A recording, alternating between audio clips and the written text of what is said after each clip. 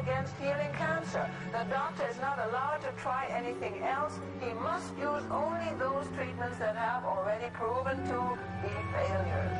Imagine what we could do if this could be accepted. But there are laws against it. You're not allowed to heal. There's too much money to be made on drugs.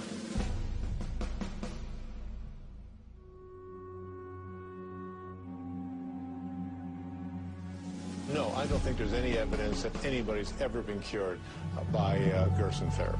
Well, has the Gerson therapy ever cured a cancer patient? Oh, of course not.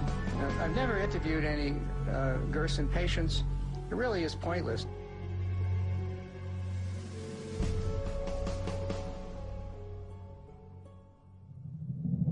What cigarette do you smoke, Doctor?